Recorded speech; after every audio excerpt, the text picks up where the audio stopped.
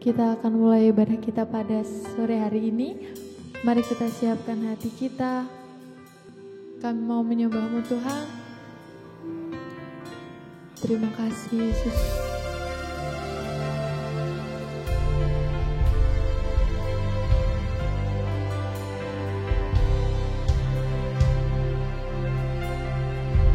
Musim akan selalu berganti, kasih Tuhan tetap abadi,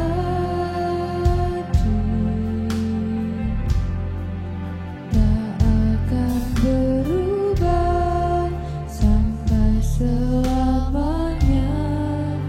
Ku tetap percaya,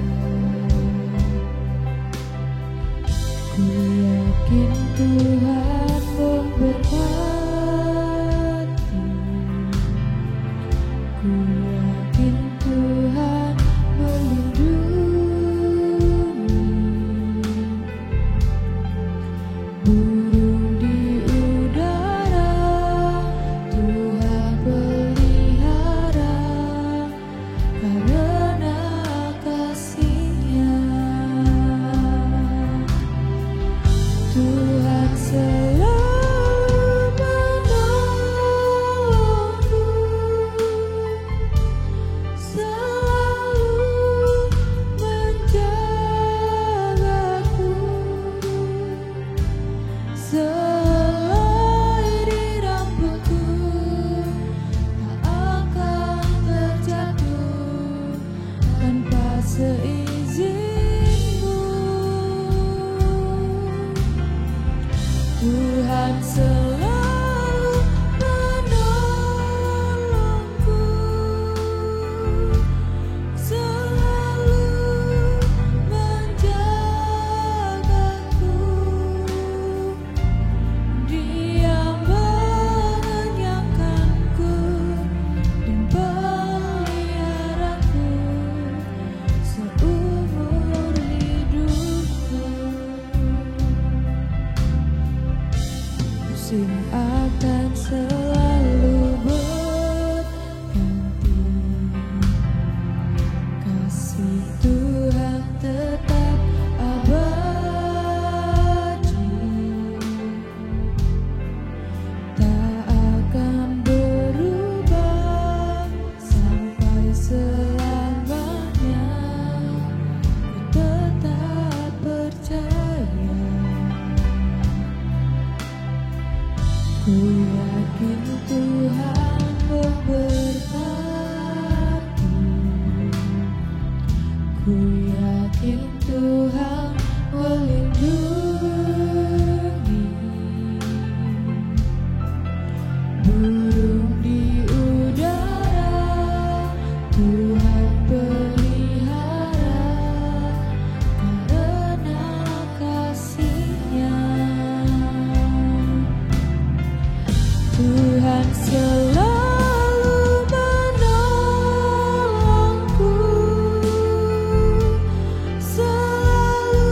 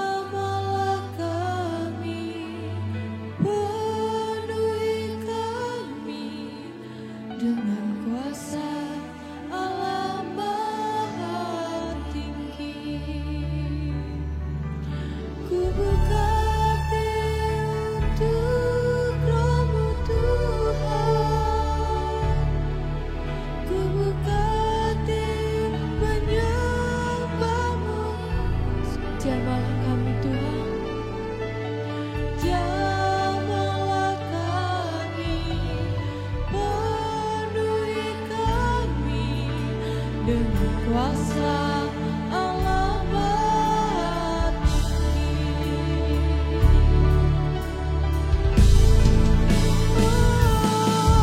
Ku buka hati untuk Kamu Tuhan, ku buka hati menyembahmu Yesus. Jamahlah kami, penuhi kami dengan kuasa Allah Maha Tinggi. Ku buka hati untuk Kamu Tuhan, ku buka hati menyembahmu Yesus. Jamahlah kami, penuhi kami dengan kuasa Allah Maha Tinggi. Jamahlah kami, penuhi kami dengan kuasa Allah Maha. Jamahlah kami, penuhi kami dengan kuasa Allah Maha Tinggi.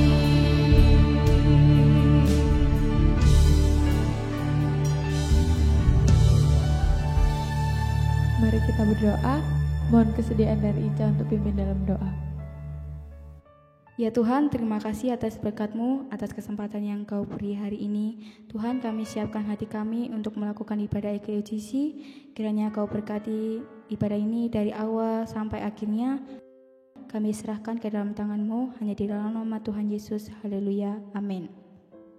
Shalom teman-teman. Shalom. Kembali lagi di ibadah online pemuda remaja. Jessica yakin dan percaya dimanapun teman-teman berada, teman-teman bisa menjadi berkat dan berguna bagi orang sekitar. Jangan lupa tetap mematuhi protokol kesehatan dan tetap menjaga kesehatan. Jessica yakin dan percaya bahwa hari-hari yang kalian lalui, Tuhan beserta dengan kita. Kita angkat pujian selanjutnya.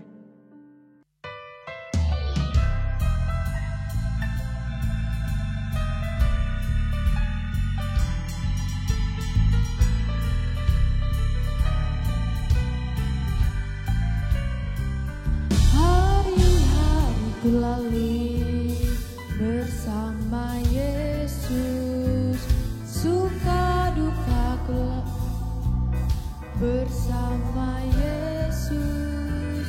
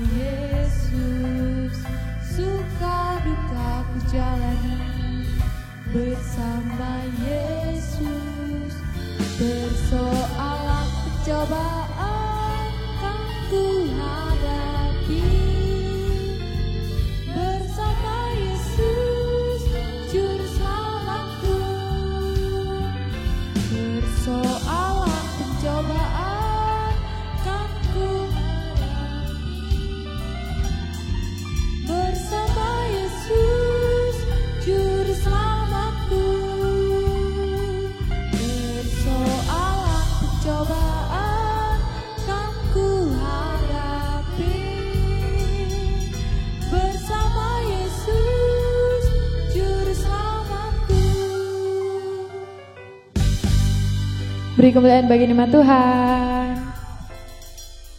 Pujian tadi mengatakan persoalan pencobaan kita lalui bersama Tuhan Yesus. Yakin dan percaya walaupun kita dalam keadaan seperti apapun, belum bisa bertemu secara offline, tapi Tuhan selalu menyertai kehidupan kita. Sebentar kita akan mendengarkan firman Tuhan. Mari kita siapkan hati kita.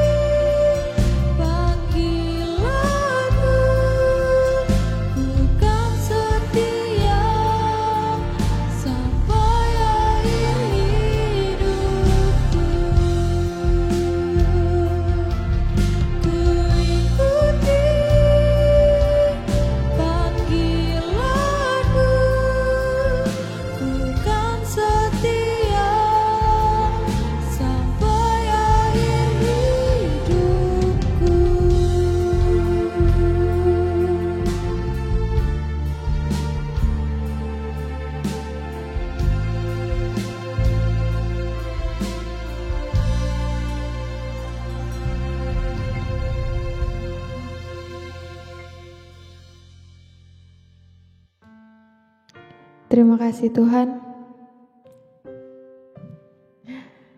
Kami percaya bahwa tiada yang mustahil bagimu. Terima kasih karena Engkau telah memberkati kami. Terima kasih Engkau telah memberkati pujian penyembahan kami dari awal sampai pada akhirnya. Dan sebentar kami akan mendengarkan firman-Mu Tuhan. Kiranya Kau memberkati kami anak-anak-Mu yang akan mendengarkan firman. Tuhan urapi, Tuhan juga urapi hamba-Mu yang akan menyampaikan firman, agar firman yang disampaikan oleh hamba-Mu dapat tersalurkan dan tertanam dalam kehidupan kami. Terima kasih Tuhan, kiranya Kau memberkati ibadah kami dari awal sampai pada akhirnya. Kami menyerahkan doa kami hanya dalam nama Tuhan Yesus Kristus. Haleluya. Amin.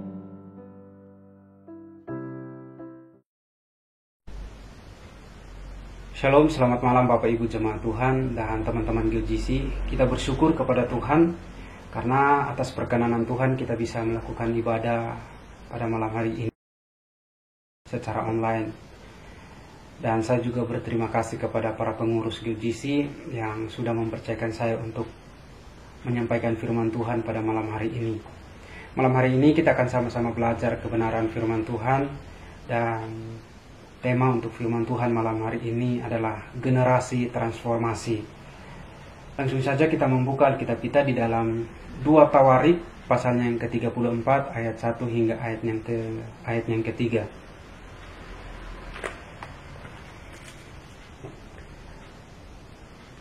Saya bacakan untuk kita. Raja Yosia, pembaharuan yang dilakukan Raja Yosia. Yosia berumur 8 tahun pada waktu ia menjadi raja, dan 31 tahun lamanya ia memerintah di Yerusalem. Ia melakukan apa yang benar di mata Tuhan dan hidup seperti Daud bapak leluhurnya, dan tidak menyimpang ke kanan atau ke kiri.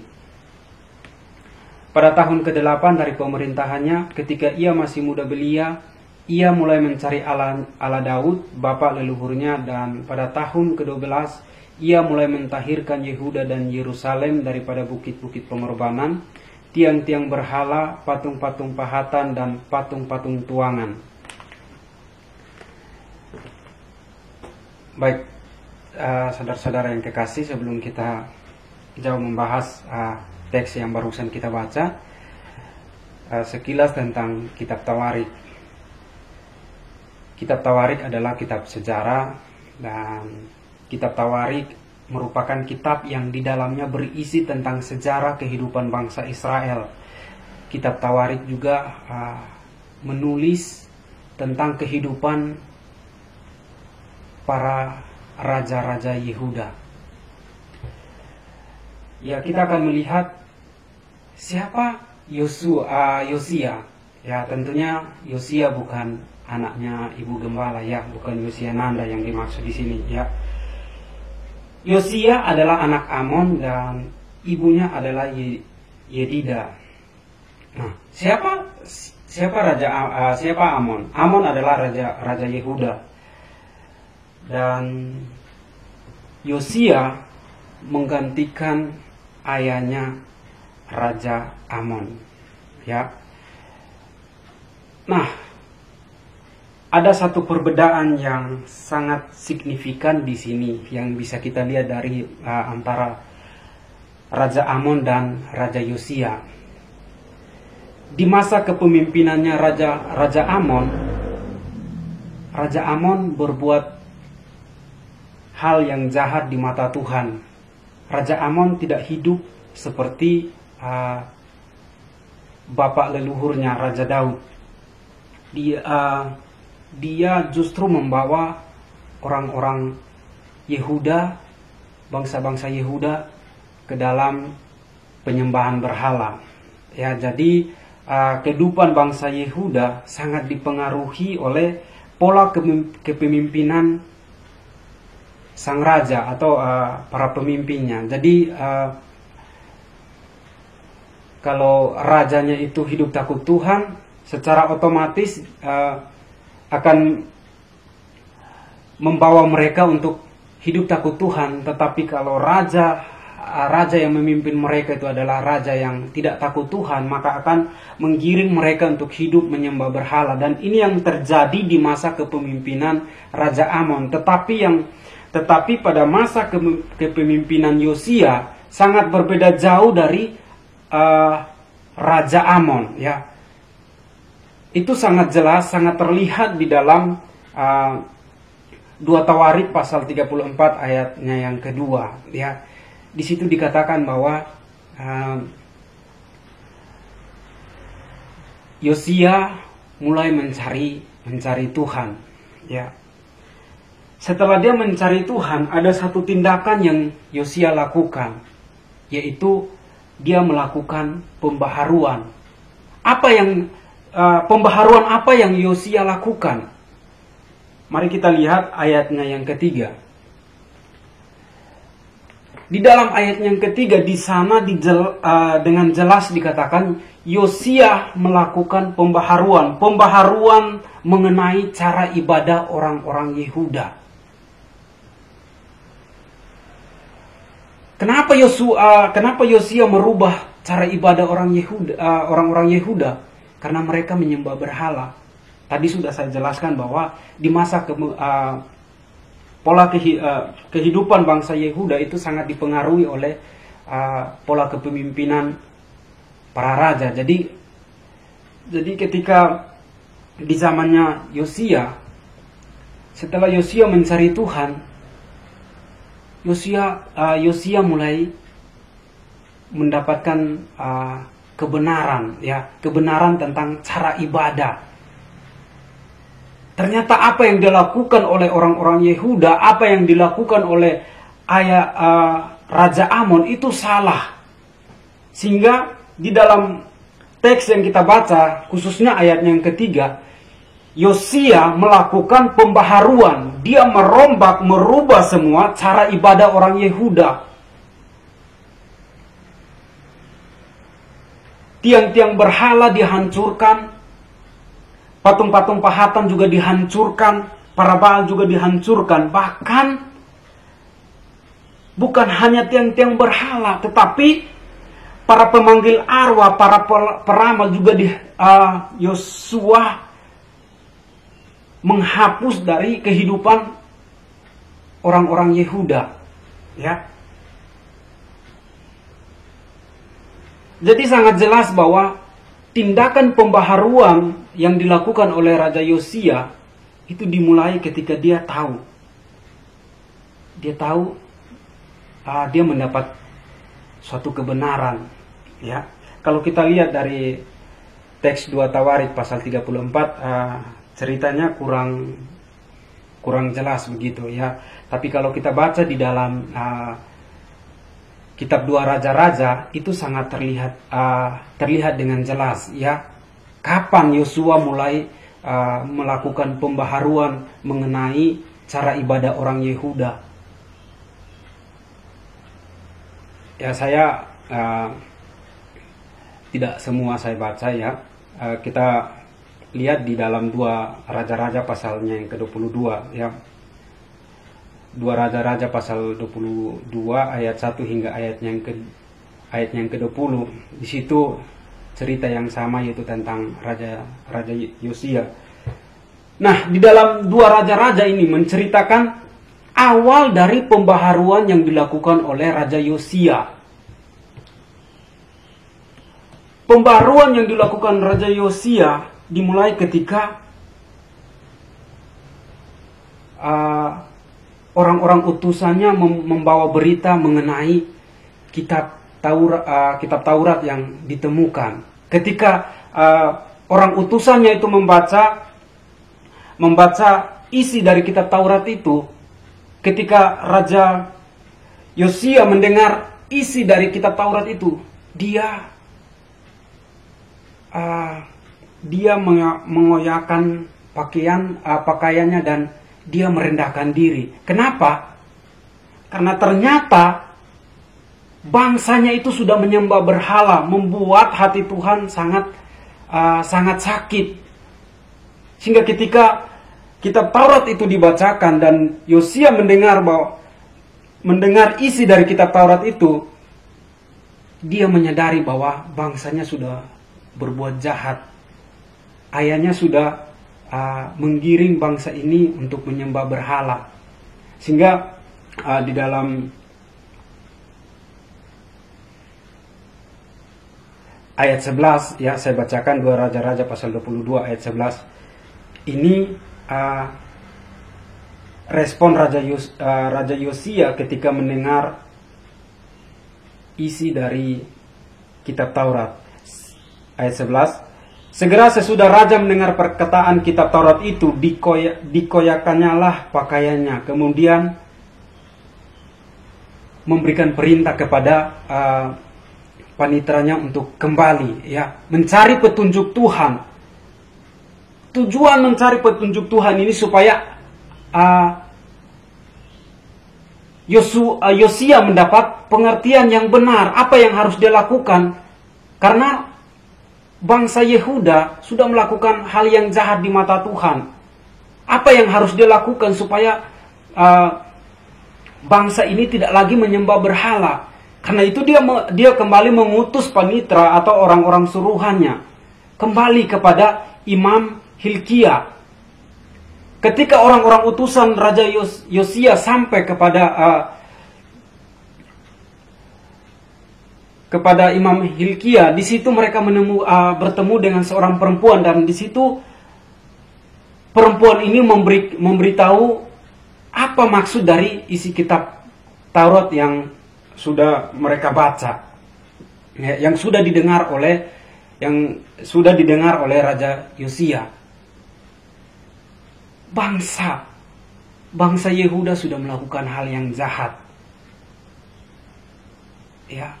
Bangsa Yehuda sudah melakukan hal yang jahat. Pembaharuan yang dilakukan oleh Raja Yosia mengenai cara ibadah mereka bukan didasarkan kepada otoritasnya sebagai raja. Tidak. Tindakan itu didasarkan karena kebenaran yang dia dapat dari kitab Taurat, petunjuk yang dia dapat dari Tuhan yang sudah dibaca oleh panitranya. Bapak Ibu jemaat Tuhan, untuk merubah sesuatu yang sudah menjadi gaya hidup, sesuatu yang sudah menjadi kebiasaan, tentunya bukan hal yang mudah bagi seorang Raja Yosia, sekalipun dia raja. Tetapi yang namanya kebenaran tetap harus dijalankan dan harus ditegakkan. Untuk merombak semuanya, untuk melakukan pembaharuan, Yosia bukan mengambil keputusan secara sepihak, ya. Kalau kita masih tetap di 2 Raja-Raja pasal 22, kalau kita lihat, kita baca di dalam 2 Raja-Raja pasal 23, sikap yang dilakukan Yosia adalah yang pertama, dia mengumpulkan semua tua-tua Yehuda di Yerusalem. Yang kedua, setelah dia mengumpulkan tua-tua Yehuda di Yerusalem, dia membaca kitab Taurat itu. Tujuannya supaya apa? Supaya orang-orang Yehuda, para tua-tua Yehuda tahu bahwa apa yang mereka lakukan selama ini itu salah. Makanya Yosia mengumpulkan orang-orang tua-tua Yehuda di Yerusalem untuk membaca kitab Taurat tersebut. Setelah kitab Taurat itu dibacakan di depan orang-orang Yehuda, baru di situ Yosia mulai melakukan pembaharuan. Di situ Yosia mulai menghancurkan patung-patung berhala.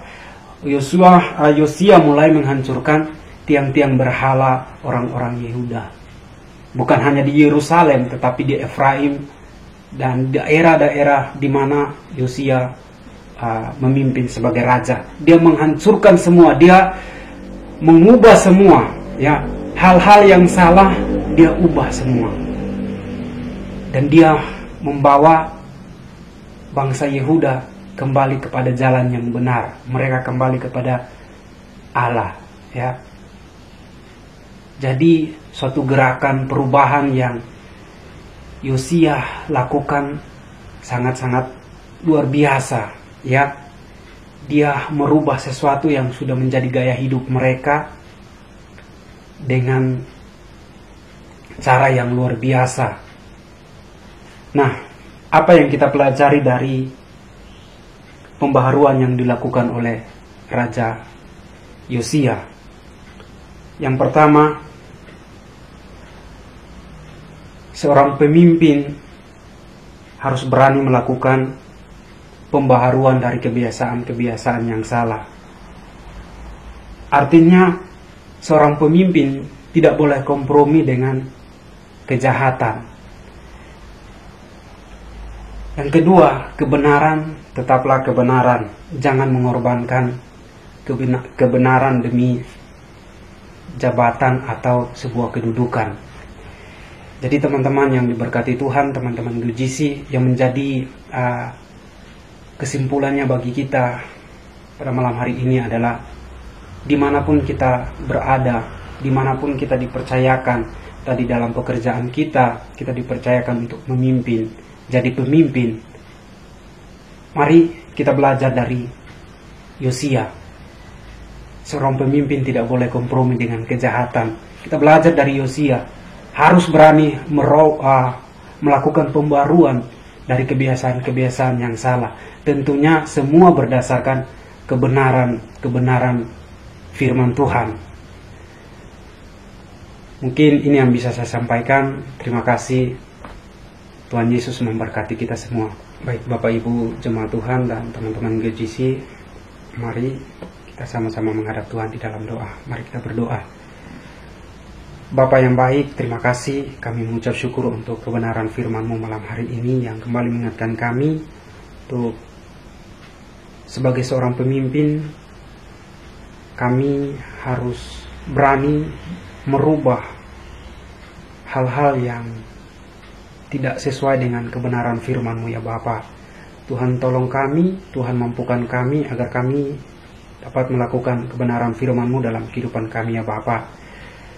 Bapa, pada malam hari ini hamba-Mu berdoa Tuhan untuk secara khusus Tuhan untuk keluarga besar Jemaat GBIS Mojo Agung. Tuhan memberkati Jemaat GBIS Mojo Agung ya Bapa. Berkati kesehatan mereka ya Tuhan, berkati setiap usaha pekerjaan mereka ya Tuhan. Hamba juga berdoa Tuhan untuk Ibu Gembala, Ibu Susana. Tuhan berkati Ibu Susana dalam setiap pergumulannya, di dalam rumah tangganya, dalam tugas tanggung jawabnya sebagai seorang gembala ya Bapa. Bapak hamba juga berdoa Tuhan untuk teman-teman GJC. Tuhan memberkati mereka di masa muda mereka. Tuhan berkati mereka yang saat ini ada dalam bangku pendidikan. Berkati mereka dan Tuhan buat mereka berhasil dalam studi mereka ya Bapa. Hamba berdoa untuk mereka yang saat ini sudah bekerja. Tuhan tetap menyertai, melindungi mereka dalam setiap pekerjaan mereka, dan dimanapun Tuhan tempatkan mereka untuk bekerja, biarlah di sana mereka boleh menjadi berkat.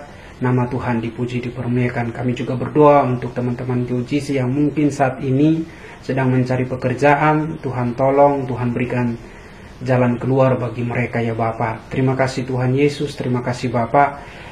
Hamba juga berdoa untuk pengurus GJC. Tuhan berkati mereka, Tuhan berikan mereka hikmat sehingga mereka dapat menjalankan tugas tanggung jawab mereka sesuai dengan apa yang Tuhan percayakan kepada mereka saat ini ya Bapa.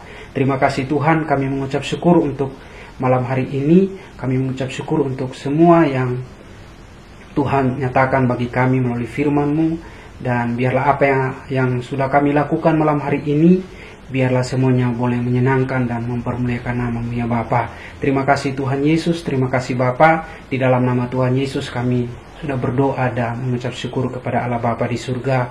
Haleluya. Amin.